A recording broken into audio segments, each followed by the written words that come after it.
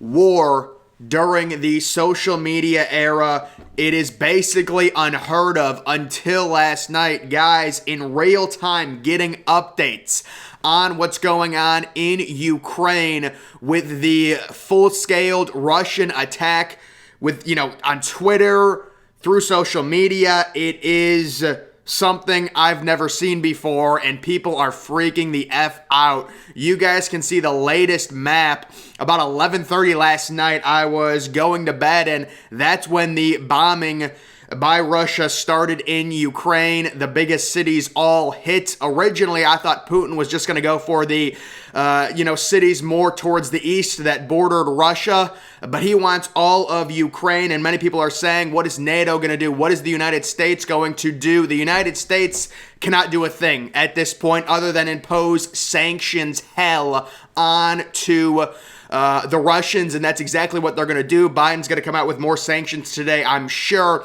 but people are saying, why aren't we helping people in the Ukraine? Why aren't we sending soldiers to go fight this? It's because if we sent soldiers and NATO sent soldiers, that would start officially World War III. And if World War III is going to start, you're going to want Russia to be responsible for it. The way Russia will start World War III is if they invade or touch Poland. The United States will not stand for that, but them going into Ukraine, unfortunately, the only thing the United States can do is hit Russia, and really, Western Europe can do, hit Russia with a bunch of sanctions. If NATO goes in to engage, that will start World War III, which will be very catastrophic. One of the quick things I wanted to say, a lot of people don't know this, looking at this map, if we had World War II with the technology that we have today, there would be vast amount of land masses on Earth that would be uninhabitable due to nuclear radiation. In other words,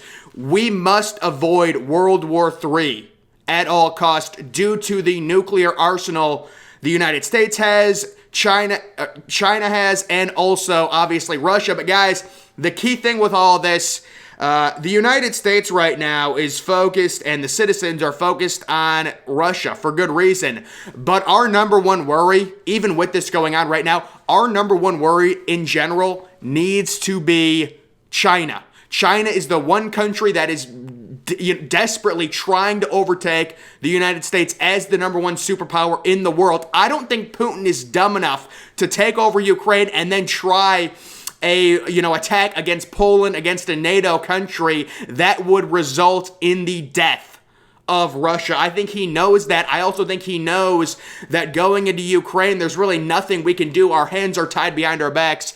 This is historic stuff. Russia intends to replace Ukraine government. Now, just analyzing this map and looking at all of the points that were hit by Russian artillery, we can assume that Putin wants a full collapse of the Ukraine.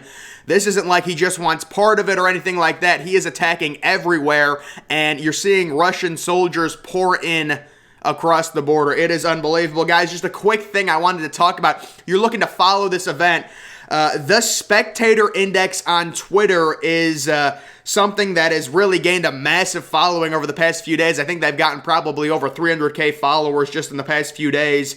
Really much live tweeting this Ukraine-Russian conflict. It is unbelievable to see. We've never had something like this. People are inevitably going to overreact.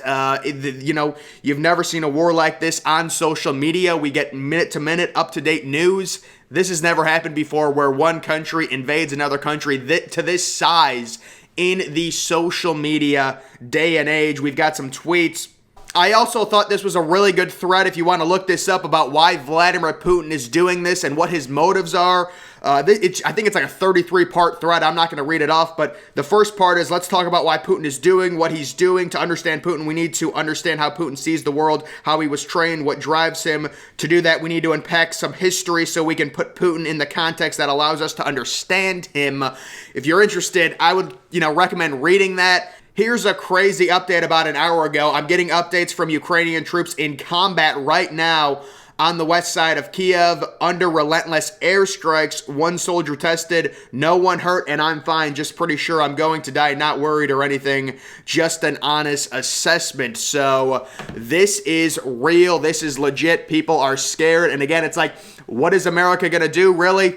At this point, just impose sanctions. You're not going to want to start World War III if Russia, which I highly doubt they're going to do because Putin is not this stupid. If Russia wants to nuke their own country, they will invade Poland, and that's going to make the entire world a complete mess. And again, you're just watching China sit there doing nothing. They're the real number one threat to America right now. China is not Russia. Now, if you want to talk about what Russia's doing more aggressively than China in terms of military, I can understand that. But in general, the Chinese and the way they've built up their military, their rearmament period they're going through where they're vastly enhancing their military budget, it is scary to think about. Russia does not have the military that China has. They have a big military, but in terms of NATO versus Russia, NATO would win that 100 times out of 100. I was going to say 10 times out of 10, 100 times out of 100. And Russia knows that, but they also know NATO has their hands tied behind their backs right now. They really can't do anything when it comes to Ukraine. Again, I was surprised. I'm a little surprised they're attacking the entire country of Ukraine. I thought it would just be kind of the more Russian-speaking parts, which would obviously be eastern Ukraine on the border with Russia. But as you can see, this is a full-scale takeover that is happening in the 21st century in real time. And it's like you're walking on eggshells with something like this, because once you break off into World War III, it just takes one country, very likely Russia, to send a nuke. And you've got a massive, massive issue because you're going to have the United States sending nukes back.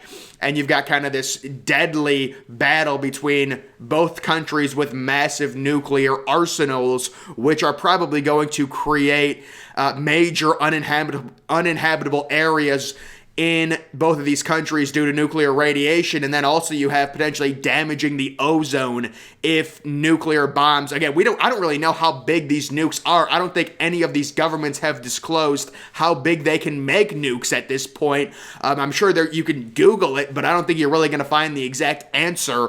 So the update is they are bombing places in Ukraine. This started last night. NATO can't do a thing about it because if they engage with Russia, that's the start of World War III. If Russia invades Poland, that's the start of World War III. We hope none of this happens. Again, it's going to be catastrophic. It's going to be horrible, but I don't think Putin's that dumb. There's going to be, bottom line, if Russia does invade Poland, there's going to be a lot of death, but Russia will be wiped out. That's what would happen. There'd be a lot of death on both sides. It would be ugly in Europe, in Eastern Europe especially. But Russia would end up being wiped out. You can take a look at any sort of analysis map. Putin is not going to go toe-to-toe with NATO. But again, I think he knows right now there is simply nothing NATO can do or not much NATO can do to help Ukraine other than imposing massive sanctions, cutting off oil to Russia, doing things like that, trying to hurt their economy that way. There is no physical force that NATO can take to help the Ukrainian people. I read that tweet off, and it's just horrible with these soldiers. Really, I think the report is Putin is only bombing military bases. He's not bombing civilian zones or anything like that, only military bases. But again, last night, around 11:30 at night, I'm going to bed, or maybe it was 11:50, and you see Kiev start trending and all these places getting bombed. It's just crazy. I woke up this morning at about 5:30.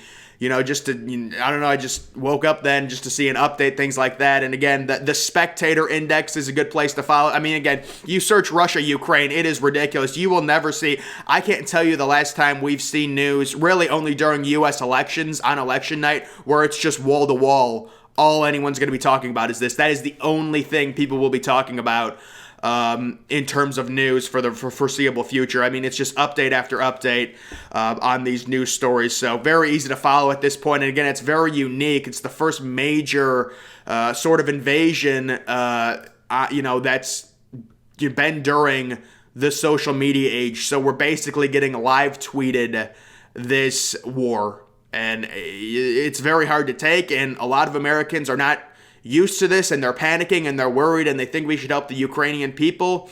But at the end of the day, I care about America and America first. All these other countries, you want to help if you can. But right now, for the betterment of society, there is really nothing the United States can do to help Ukraine other than sanction Russia, which does not seem to be working. Biden used a strategy where he, put a few sanctions on Russia, but held back a lot of them in hopes that would kind of warn Russia and say, listen, if you invade this place, we're going to put the, kibosh, put all these sanctions on your banks, on your government. And obviously that did nothing to Putin. He still invaded. But overall, guys, we'll continue to update. I'm sure you can get updates anywhere, but those are just a few things in terms of what I have found. And then, of course, you've got this woman who tweets out, a lot of people in Ukraine crowding together inside. Only 35% of Ukrainians have been vaccinated. Less than 2% have the booster. Bitch, nobody cares. Bitch, nobody cares. Shut the fuck up. That's what I have to say about that. But guys, that's going to do it for this video. Make sure you're following me on Twitter. Link to that's always in the description. I'm, of course, the Depressed Ginger. Thank you for watching.